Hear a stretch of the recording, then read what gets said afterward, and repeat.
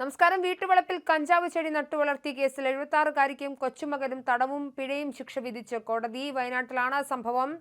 മാനന്തവാടി കണിയാപുരം കല്ലുമൊട്ടംകുന്ന് പുത്തൻപുരയ്ക്കൽ വീട്ടിൽ Sean Babu, TP. Thresiamma എന്നിവരെയാണ് Kalpetta ad hoc 11 കോടതി ജഡ്ജി വി. അനസ് ശിക്ഷിച്ചത്. ഷോൺ ബാബുവിന് 3 വർഷം കഠിന തടവും 25,000 രൂപ പിഴയും, പിഴയെടുക്കാത്ത പക്ഷം 4 മാസം കൂടി തടവും അനുഭവിക്കണം.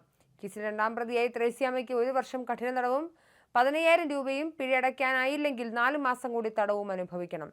2017 ഓഗസ്റ്റിലാണ് കേസിനാസ്പദമായ സംഭവം. ഷോൺ ബാബുവും ത്രേസ്യാമ്മയും ചേർന്ന് കഞ്ചാവ് ചെടി നട്ടുപരിപാലിക്കുകയായിരുന്നു. സംഭവം അറിഞ്ഞ മാനന്തവാടി എക്സൈസ് റേഞ്ച് ഓഫീസിലെ ഇൻസ്പെക്ടറായിരുന്ന MK സുനിലും സംഘവും എത്തി ചെടികൾ കണ്ടെടുക്കുകയും നശിപ്പിക്കുകയുമായിരുന്നു. സംഭവത്തിൽ ഈ അന്വേഷണ സംഘമാണ് കേസെടുത്ത് അന്വേഷണം നടത്തിയതെങ്കിലും ഇത് പൂർത്തിയാക്കി അന്തിമ കുറ്റപത്രം നൽകിയത് മാനന്തവാടിയിലെ മറ്റൊരു സർക്കിൾ ഇൻസ്പെക്ടർ ശിവപ്രസാദ് ആയിരുന്നു. പബ്ലിക് പ്രോസിക്യൂട്ടറായ EV ലിജീഷ് പ്രോസിക്യൂഷന് വേണ്ടി ഹാജരായി.